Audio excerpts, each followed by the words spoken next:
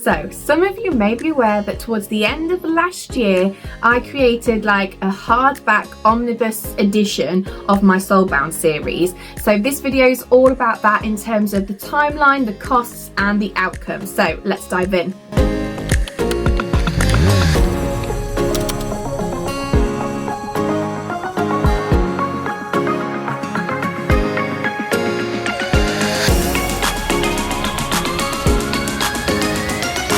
I wanted to do a video on how I created this omnibus edition because I thought it might be helpful to some people who are maybe thinking of the same thing or looking into the reasons why you might create an omnibus, and also I know it was requested by a couple of people as well. So I'm going to try and do a breakdown of everything to do with creating this omnibus, and I hope it's helpful. So the first thing though is, why did I create it in the first place? So for me there were two main reasons. The first reason was that I had signed up to do a local Christmas market, and I wanted something that was like a different product that you could sort of maybe offer on like a bit of a sale price. And I thought having 3 books in one in a hardback was like an attractive product to have, of something of that ilk. And so I set about creating an omnibus edition of my Soulbound series because there's 3 books in there and it is complete. Now I have actually got drafted like a spin-off story for that, but it is a spin-off, so it wouldn't necessarily need to be in the omnibus edition.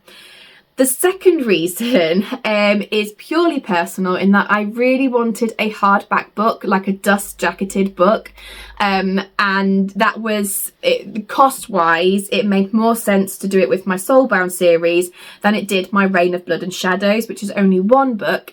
And I didn't think, because I'm quite new and it's like the first of a new series, I didn't think it was worth the price. I didn't think people would go for a hardback book and the costs of involved in purchasing a hardback book.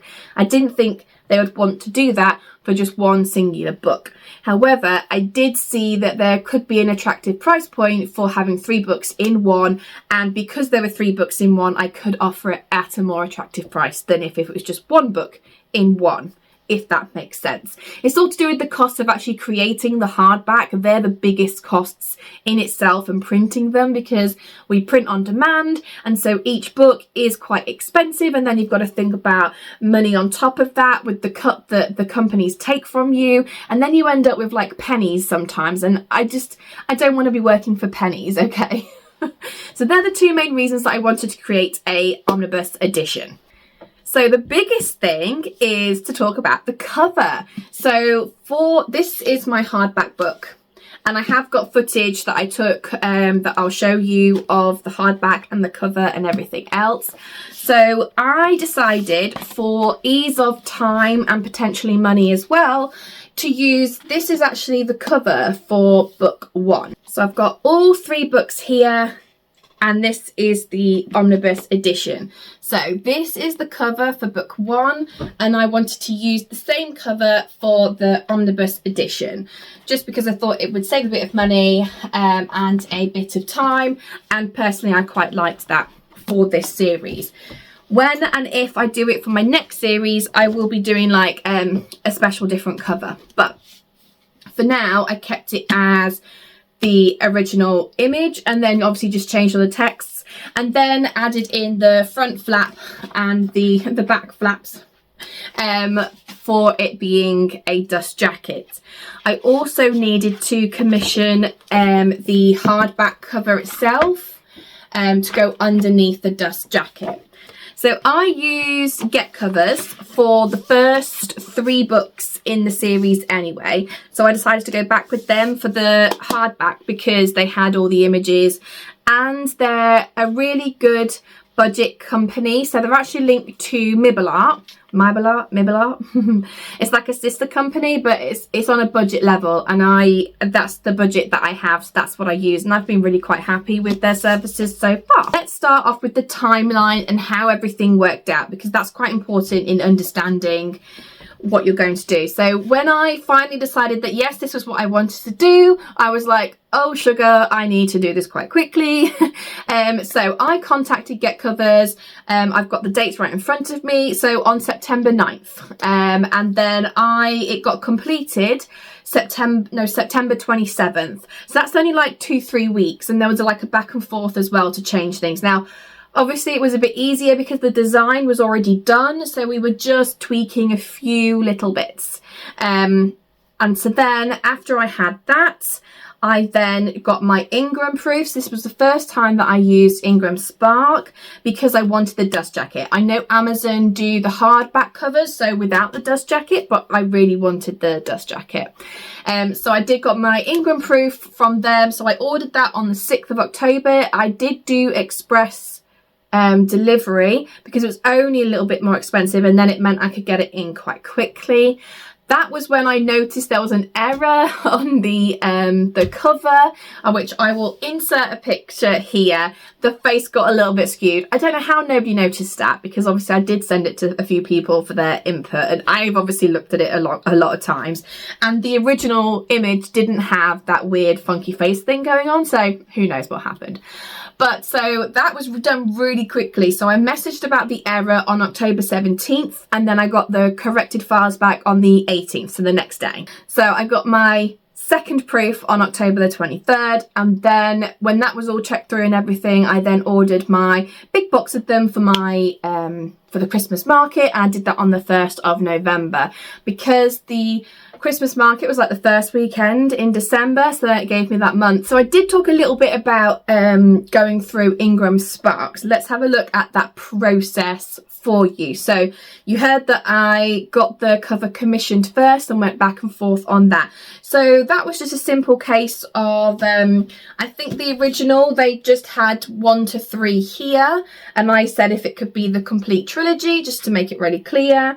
And then also asked them to change this from silver into pink, because then that would match the original covers when the series was in pink. The inside flaps and the back, I did have to provide all that information. So my inside flap is like a bit of a summary about the whole series, and then a list of some of the main tropes.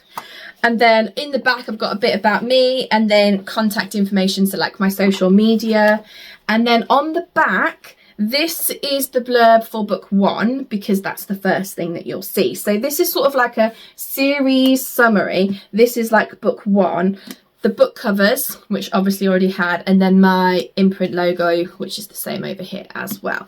So that was a fairly simple process, if I'm being honest. Then the formatting. So I format in Atticus, and so that was just a simple case of putting all the documents into one, deleting the front and back matter so that I only had one set of front matter and one set of back matter.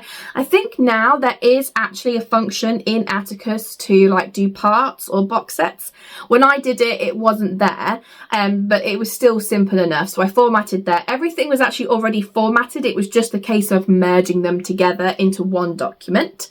So I did that using Atticus. And oh, I forgot to talk about the under the dust jacket. This is obviously printed on, so it's nice and smooth. This image is actually similar to my chapter header. I don't know if you can see that there.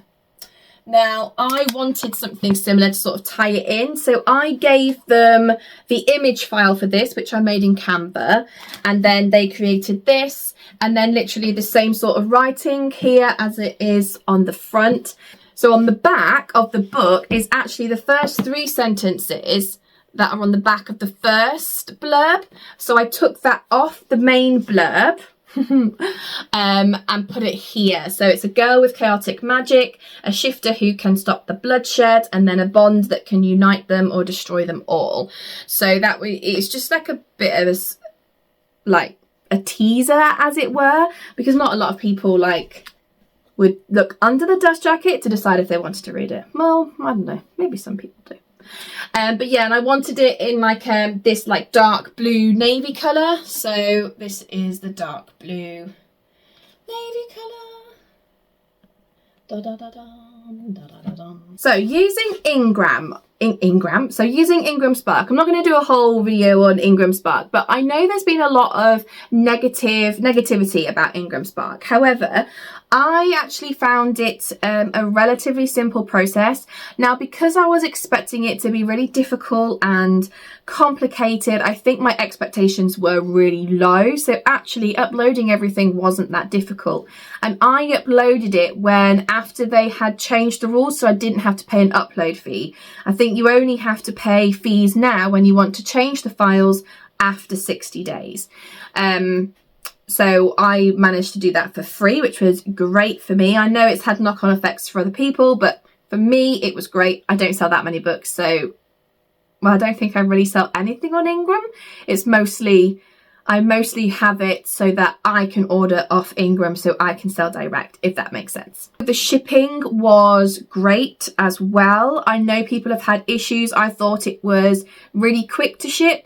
So the individual books that I got, the 2 proofs that I ordered via Ingram, they came quite quickly. I did do the express delivery. So I think there was like a real basic, maybe like a standard, and then like the express, and then like the priority, or was it priority? There was, it wasn't the top speedy. It was like the middle one. And as I said, it wasn't that much more expensive when just buying the 1 book. So that worked out really well. And then when I got the big box of them, so they come in cartons of 10, something like that. And I got the first big box I got, it was a sturdy box, none of this Amazon flappy cardboard business, a sturdy box, and it was packed really, really well. Whereas if I compare that to the books that I got from Amazon for the market, some of the books I couldn't use. Like, I had to message them and say, this is ridiculous packaging. Like, I'm not going to be selling books that have like got folded pages and just terrible packing from Amazon. But I did actually appreciate the packing from Ingram. And again, even though it was the lowest delivery, I think it came quite quickly. So again, that's just my experience. I know other people have had really bad experiences, but for me personally, it's been great. I was able to upload for free. The delivery service was good, and it's now up there and I can order the copies whenever I want to.